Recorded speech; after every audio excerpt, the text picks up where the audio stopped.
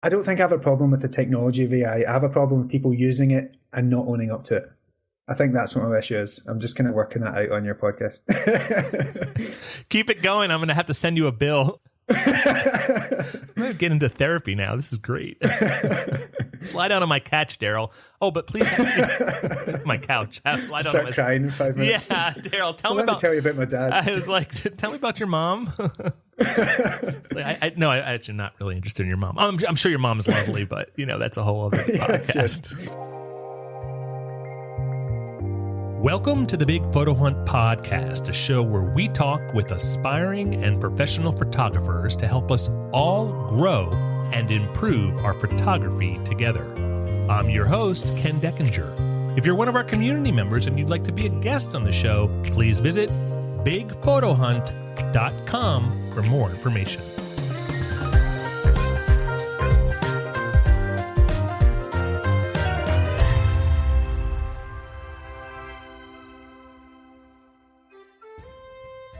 My guest today is Daryll Buchanan. Daryl's a Big Photo Hunt member in Ayrshire on the west coast of Scotland. And he, just like many of us, is on his photography journey, working to improve and grow as he goes. He's also the host of a really cool podcast called Portrait and a Podcast, where each guest not only joins them for an episode of the show, but they also experience a photo session with the hosts beforehand. So basically, you take their photos and then they sit down to talk, right? Is that what it is? Yeah, it's creative professionals that we have on. So comedians, musicians, artists, actors. And it started off that we'd arrange a photo shoot, mainly in Ayrshire. We're trying to promote like the local area, but if they need to be closer to home, Glasgow, Edinburgh, that's cool. And then we'd have a separate session in the studio. But for this new season, it was proving a little bit difficult. We missed out on some really good guests. So we've now changed it, so we're taking like the Rode lav mics and the clip-on mics, and we go to them. So, for example, recently we did one in Glasgow with this comedian, Sean Chalmers. We met him at the Hydro, which is like a big kind of stadium that he wants to sell out for his comedy. So we take photos around about there, and then we just clip the mics on and interview them. So it's all done in 2 or 3 hours. And why comedians? Is it just, are you guys comedians? I mean, I know you're funny. I've listened to some of these episodes.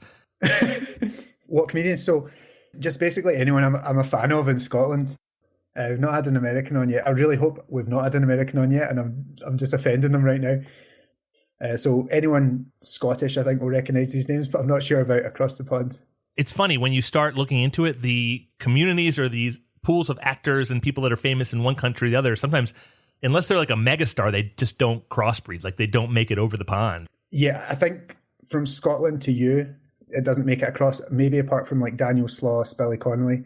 But the other way, we know all you guys, I think. Like, especially the scene in Austin, Texas just now, I think is pretty huge, and we're all following it avidly. But yeah, Scotland's a tiny country. I think it's got like 6 million people in it, so it's not a lot of export in comedy. I'm sorry, man. We send over our McDonald's, Kentucky Fried Chicken, and our comedians. The comedians isn't good, but So I don't know if I'm ever invited, but if I am one day, or if I'm not even, one day I'm going to show up. I'm just going to be like, Daryll, hello, I'm here, Daryll. That would be amazing. Yeah, I just You're want. welcome. Thanks, man. I just need some new photos of me, so that's the only reason I'd go. Oh yeah, absolutely. I looked, actually, flights are cheap right now. Are they? I'm just curious because I'm actually booking some travel right now in general, and I was like, what does it cost to get to Glasgow? And I was like, it's like $600 right now from here. I was shocked. That's low. I guess it's off season. Nobody really wants to go right now. It's like not cold, not hot, just muddy kind of thing. Yeah, pretty much. If you're ever coming over, let me know. There's so much to see in a small country. Yeah, I will. And I'm just kidding. You don't have to put me on your podcast. No, I'd absolutely love to. Yeah, I don't know if I'm as exciting as some of these other people, though. You've got real talent over there.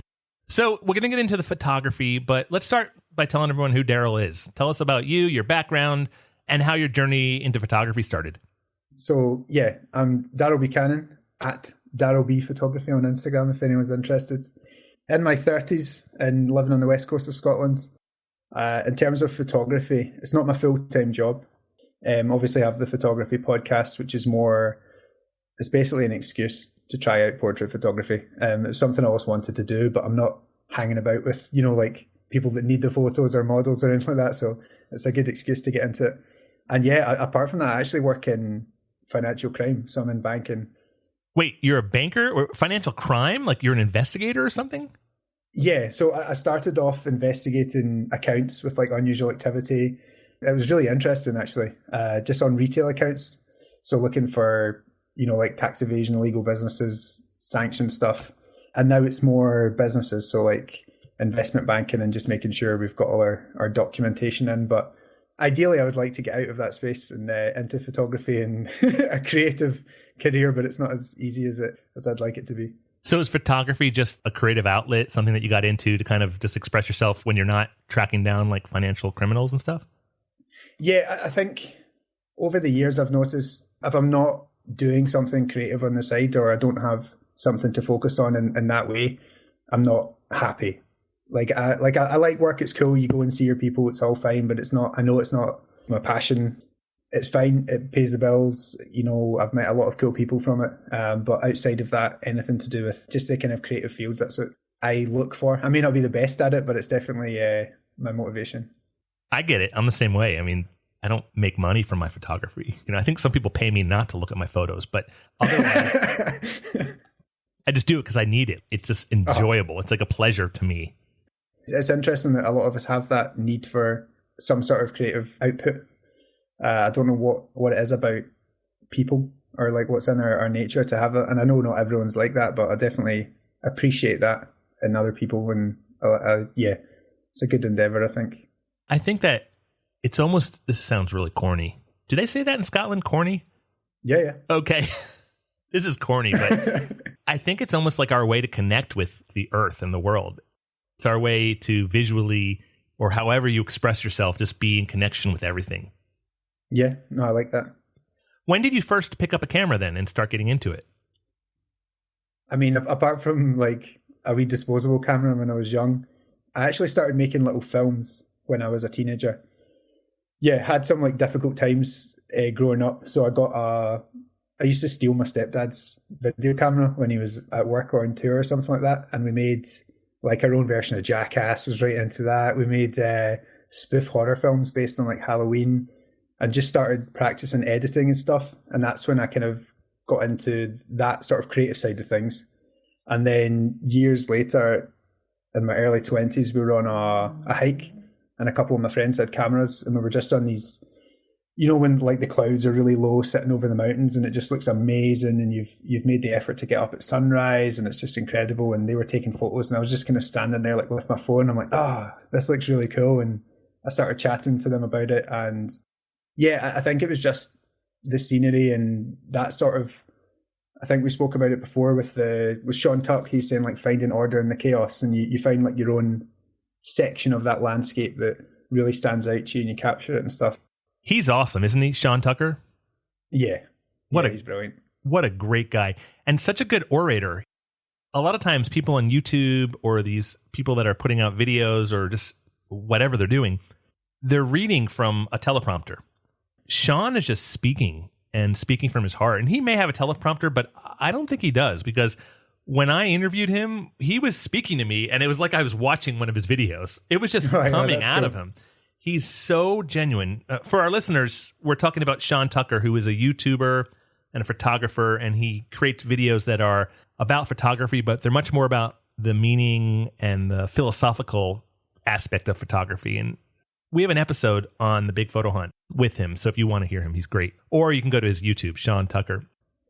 So what kind of stuff do you like to shoot? Like what kind of photography? You mentioned that you're doing the podcast as a way to get into portrait photography. Yeah, just before I answer that as well, the podcasting is a funny one. Like you say, Sean speaks very naturally and it felt like you were watching an episode. I find that with you. Like as soon as you came on Pierre's live, or Pierre Lambert, the street photographer, we did the course together, if anyone's wondering. And you came on, but you speak so nicely and clearly and you like automatically liked you. So I think you have that and it's brilliant. But I feel, I don't know if it's a Scottish thing. Americans, I could listen to all day. They sound enthusiastic and knowledgeable.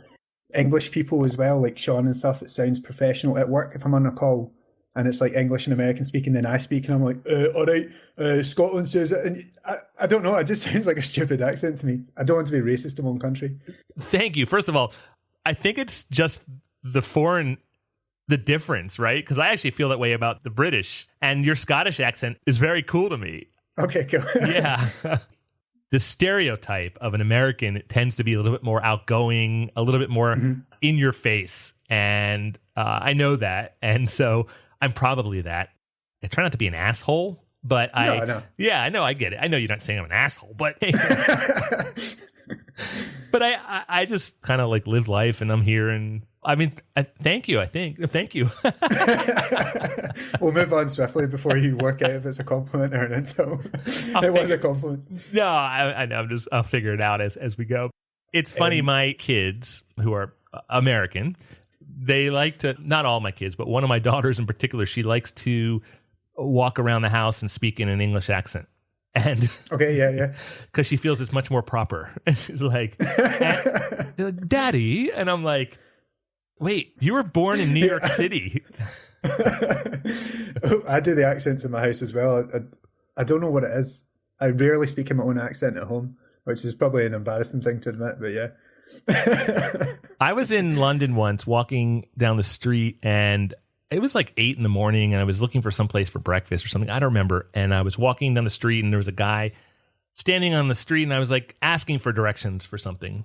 And he immediately came out and started talking to me like a cowboy. And I was like, right? Yeah, I was like, I think my accent might have sounded like that to him or something. I think I asked him literally, like, can you tell me where this place is or something, please? And his response was, well, sure thing. I can tell you where that is. Or, I don't know. Yeah. I was like, do I sound like that? And I might have sounded like that, but I don't think I sound like that. No, right? No, not at all. I have a northern U.S. accent. That's more of a South or maybe a Texas cowboy. That's probably offensive to anyone in Texas. I know that's not what people sound like. All I know about the South is Theo Von, really. So is what? Theo Von. Do you know him, the comedian? No, I'm not into comedy. It's not like I don't like to laugh. I just don't have the attention span to sit down and listen to someone tell me jokes. Yeah, that's fair. Yeah. There's only so many like hobbies and interests you can get into. I was just going to get back to your original question about the photography, sorry. The landscapes and everything were like my original go-to, and I still take a camera about if we're going somewhere cool or on a hike or something. But yeah, I think just being open. I don't know if you're the same. I've seen your kind of landscape stuff and street stuff, and it's just good to try different things. I think with portraits, it's good because you connect with people. I always have fun, and especially with my podcast, because I'm into comedy, most of the guests are comedians, so you just have a laugh with them anyway. And you're taking like silly photos. It doesn't have to be all staged and all like Vogue as if it was like a fashion model, for example. But yeah, the meeting people, plus I know it's a new person, it's a new location, so like you're constantly like, can you swear in this? Oh, yeah. Cool. I was trying to keep it clean, but yeah, you're like, no, there's very little clean about me. Okay, cool. I won't ask anymore. But yeah, you're like yourself before every shoot, and then when it turns out good, you get like such a rush and stuff like that. And it's that delayed gratification and challenging yourself that I really like. Whereas with landscapes and stuff, I feel it's such a great way to get into it because landscapes don't move, and you're just waiting for the right light or something. You're looking up editing if it's like Thomas Heaton, Nigel Danson, even Pierre Lambert with his street stuff. But then for me anyway, there came a point after a few years, I'm like, okay, like I'm kind of done with landscapes for now. I might go back to it, but the portraits I really enjoy. I'm just now trying to study landscape photography more. And recently was reading a book that was recommended to me by one of my favorite landscape photographers, who I've also had on the podcast, this guy named Ben Williamson. And he recommended a book on the podcast by a guy named Jerry Monkman. The book is like, I think it's like 15 years old or something. Like he's still talking about DSLRs and all these things that, but the concepts are really good. I'm trying to really study it. For me, setting up the composition where you've got that element in the foreground and you've got the midground and like the background, like I'm trying to do that. It's very tough for me to find those right three pieces and put them together. So I'm really working on that. Yeah. See what we're on photographers that we love. There's a guy I need to, most people I think will have heard of him if they're in like the film photography community, but Vulandes, Vuhlandes. He takes photos that are like true to his life. He originally did a series of photos in his friend's back garden, and a couple of them had like the guns and stuff because he lives in Detroit, and they're sitting in their car like smoking blunts and stuff like that. every now and then you come across someone that's just taking photos that are like true to their life, and it's brilliant to see. I think it's a really good account, and his portraits are amazing. Do you like street photography? Is that something interesting to you? I love watching videos on it. I love like seeing photos. Yeah, I love it. I've tried it. I don't think Scotland's the best place for it. Why is that? Well, like if I go into Airtown Centre, there's maybe like 2 other people in the street, depending on what time I go into. Half the shops are shut. It's not a nice place to look at. And another thing, I don't know if you'll agree, in America, everything seems like it's all in blocks and everything's nice and symmetrical and you get your buildings. Whereas in Scotland, like the pavements are like that and the shops are here. So even if you take a photo, it looks annoying, like compositionally. You're trying to, it's like, should I straighten the pavement or should I straighten the shop? Like, what am I doing here? But everything seems so like neat in America, or especially the cities. Yeah, I love looking at it, but I've only tried it maybe 2 or 3 times. For me, I'd probably love that because it's so different from what we have. I'd probably be all over those streets and like, yeah. I wonder. Things are neat and straight here. It depends where you are and what city you're in. Mm-hmm. Some of the older cities, New York, for example, New York City's got everything. I left New York City and I live in Boston now, and Boston's got a little bit of everything because it's got a very old component to it. A lot of America, it's just like big roads with Walmarts and Costco's and big gas stations. Not very exciting to photograph, although I want to start photographing gas stations because I think they're going away. And 30, 40 years from now, when gas stations are turned into battery charging stations, I think it's going to be really cool to say, look at this. This is what we used to do. We used to get our gas. Yeah, that's a cool shout. Do you shoot on, or do you follow many film accounts? There are some that I follow. Yeah, you get some amazing looking gas stations over there, petrol stations as we call them here. Yeah, I love that kind of photography. There's some photographers that shoot on film that I follow that are out west here in the States. And they shoot out on like, I don't know if it's Route 66 or whatever, in New Mexico or the deserts in Arizona or something. And they've got some really cool stuff. I'll take a look at the other ones because, I want to start doing more gas stations. I know it sounds silly, but I think... No, that's cool. Like if you look back at gas stations from like the 1950s to now... Yeah. I mean, you're just like, wow, what is that? And now from here to 50 years forward, but I know that's more than 50 years, but 50 years forward from now, you're going to look at them and be like, okay, that is so, you guys were like dinosaurs. Yeah. You get the old Coca-Cola ones that are all covered in rust and everything. You still find some places that, you get some proper cool shots. So tell me where you are in like your photography journey. Like, where are you and like, what do you want to work on? What do you want to improve on? And how do you do some of that?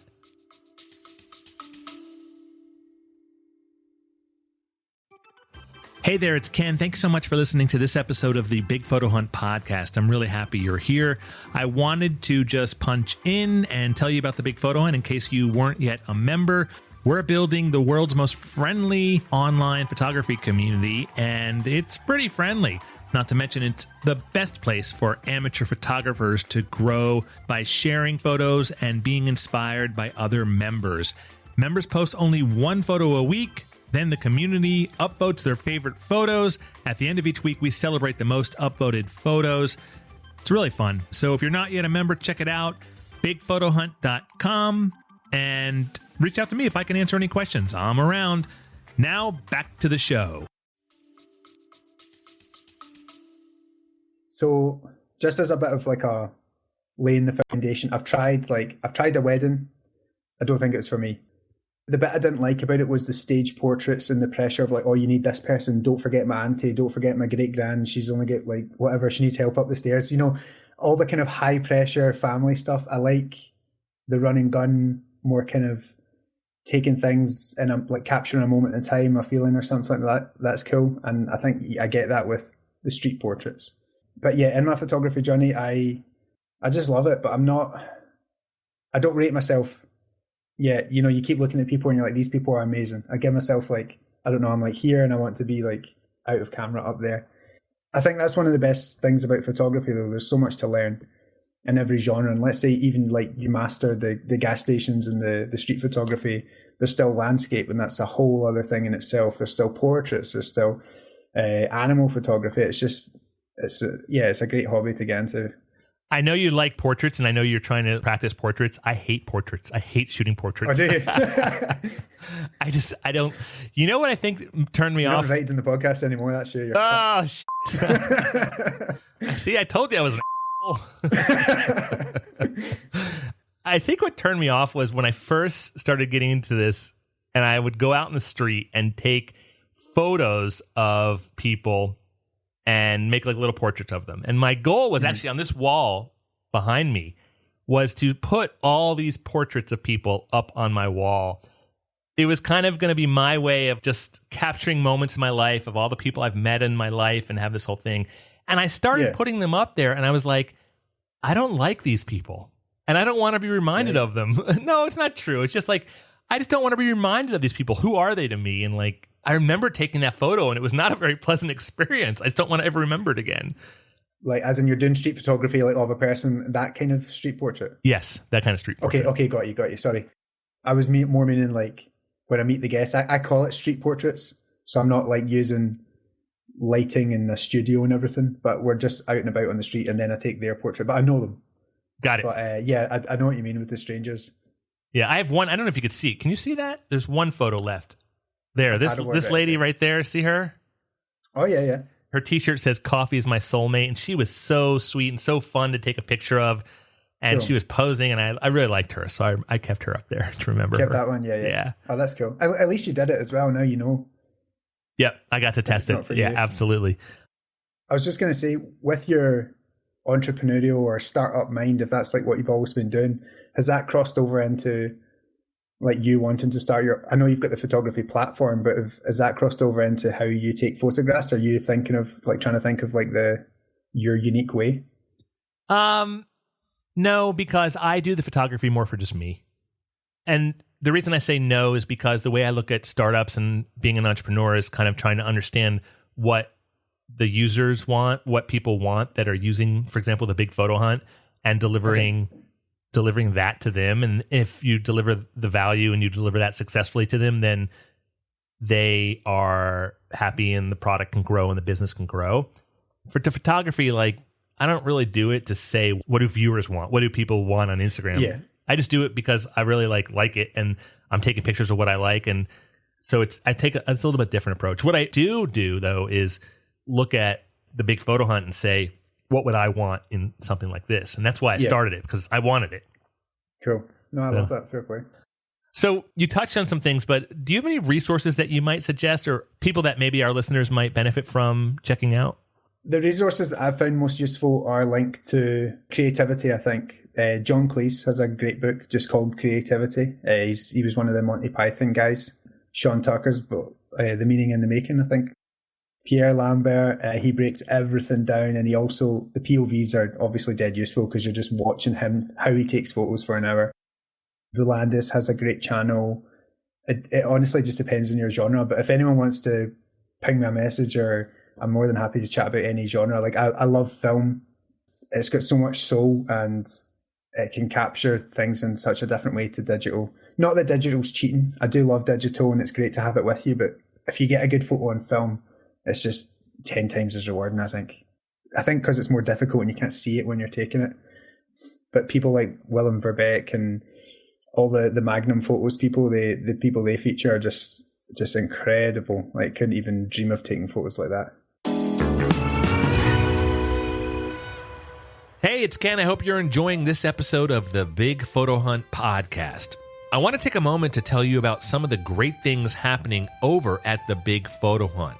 For one, last month we gave away a Fujifilm X100 camera. This month we've got more stuff to give away, and we're also hosting another live online photo review session with a professional photographer. Send in your photos and our guest photographer will give you feedback. If you're an amateur photographer looking to grow, or you just want to join what is arguably the most fun and friendly photography club on the planet, maybe even beyond, check out bigphotohunt.com for more. Okay, now back to the show. Because a lot of photographers, I think there was a couple in particular that I used to just love, and he had these beautiful shots of like the coast, and it was all these just crazy skies and waves. And then he posted like one reel just kind of out of character for the account. And it was just a completely flat sky. It was all artificial light. And you're like, oh, come on. Like this whole time it's just been fake. To me personally, you get amazing editors, but it's not the same as a great photographer. It's two different worlds, right? It's like you can appreciate the edit and you can appreciate the photo and you can appreciate an edited photo. But when a photo is completely doctored and changed, it's like, hey, man, no wonder I can never find that beach because it doesn't exist. Yeah. But I suppose like what's photography meant to be? It's drawing or painting with light. Yeah. So that's kind of painting with a computer more. Painting with Photoshop or something. Artificial light. I don't know. But I don't even get me started on AI. But yeah, it is disappointing when these things come to light. And I do really appreciate the kind of more true to life photography.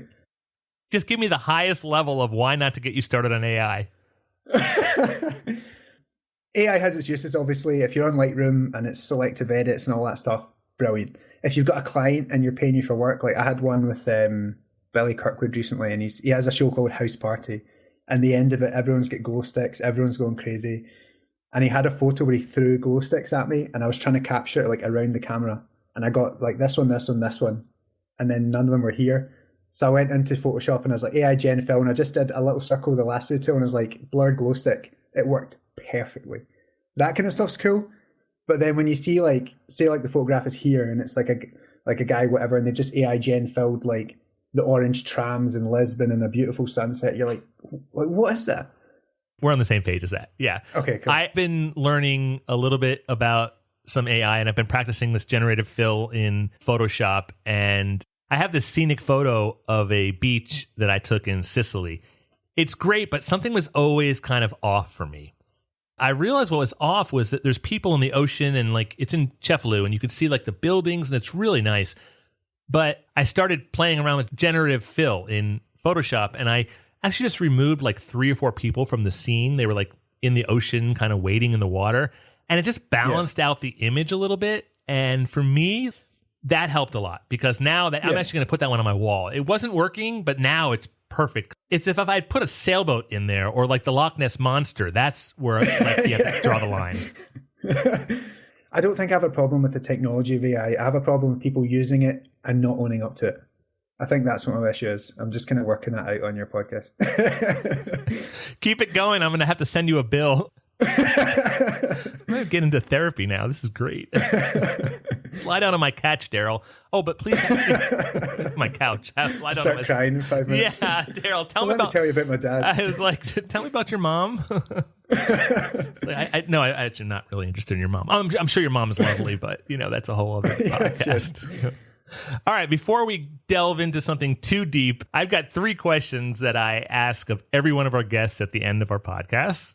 The first question is, what camera system do you use?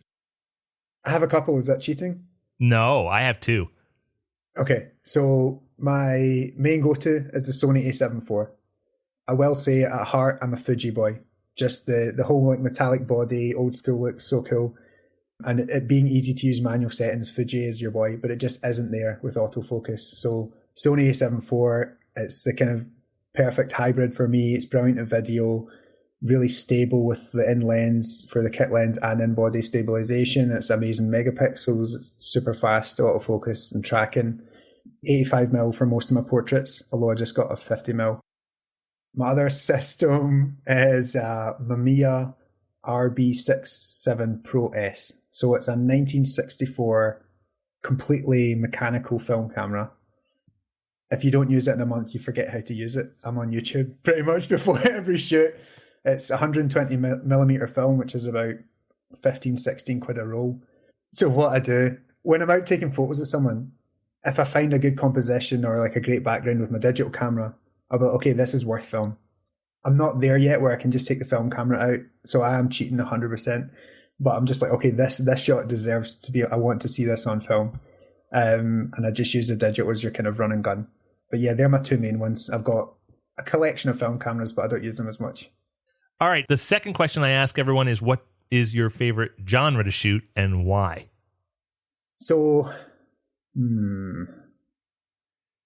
that's a good question. I think just now, it's portrait. whether it's the kind of documentary, it's still a portrait if it's someone like, in the 70s or 80s or something. And if you can capture that kind of moment and get everything, like the background all working with them as if it's all set up, it's super rewarding and a good challenge. So yeah, I think that, but that's not to downplay any other genre. I think it's all good. I feel like I owe you an apology. Here I am on portraits the whole podcast. And it's like your heart and soul. It's everything you've ever loved. You've got your parents, your family, and portraits. And I am saying I hate portraits. Sorry, I've just blocked you on Instagram and stuff. Yeah. There we go. See, back to being an asshole. All right. And the final question I have for everyone on the show is, on a scale of 1 to 10, how often do you get that burning itch to just go out and shoot photos? I'd say 9. Yeah, occasionally I just want to chill, but yeah, I'm always thinking about it. I'm always wondering about photos or having a look at old photos. How could I have improved that? And you want to get out, but yeah, definitely 9. And just quickly, while you're saying that kind of burning feeling, what really got me back into photography is I had Lyme disease for a while. I didn't know I had it. I was just knackered and I thought I was depressed and I was just like, what's going wrong? So I didn't know I had Lyme disease. But one night, like the sun was just orange coming in my window and I was like, wow, this is amazing. My gran had passed like two days before. So I'd been with the family and this is the first night on my own.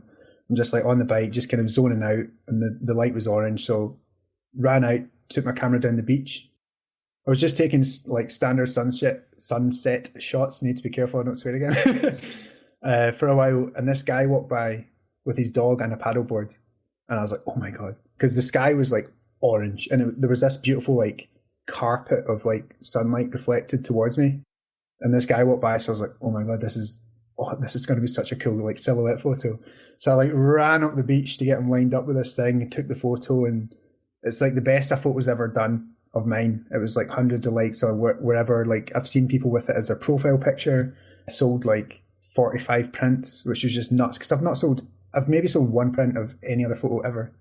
And I took that as cheesy as, or corny as it is, as you say, I took that as like a wee nod from a gran who just passed. I'm like, okay, this is her, like just get back into it, get out there, start taking more photos.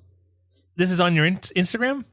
Yeah, it'll be somewhere. It's like an orange one. There's like the sun coming down. There's a wee silhouette of a paddleboarder, but his dog's kind of sitting looking at him. Have you tried a dog on a paddleboard? I've not tried it yet. No, my dog won't even go in the water. Oh, really? He's the only lab on planet Earth that won't go in the water. I like it. I like his style. Yeah, he's great. He's a great dog. Trust me. He farts, he tears up my furniture, and he won't go in the water. Do you want him? I was going to say, sounds like And I didn't know that before this podcast I'd have to be giving you a place to live too now. Well, I wish I can't help it. Good luck. Yeah, sorry. Yeah. Another podcast down the drains. Right, we did so well until the end. Yeah, that's right. I knew this thing was going to blow up on us. I knew it. Daryll, where can people find you online? At Daryll B Photography on Instagram or at Portrait and a Podcast if you're interested in the podcast side of things. Podcast side of things I think is probably more interesting than my own photos, but I kind of cross the photos on both platforms so you'll get them. But and if anyone is watching this, I know I'm not a name or anything, so I really appreciate you if you've made it this far. That's awesome. Not the most interesting guy, but yeah, absolutely love what you're doing with the big photo hunt and the community you're building. So yeah, thank you. Daryll Buchanan, thank you so much. Everyone go check out Portrait and a Podcast. I'm assuming it's on Spotify and Apple and everything? Yeah, everywhere. Yeah, YouTube, yeah. Awesome, man. Thank you so much for being here. Thank you very much. Cheers. Thank you so much for joining me for today's episode. Our next show will feature more valuable stories from our community members. If you'd like to audition to be a guest, please visit bigphotohunt.com for more information. Thanks again for listening today.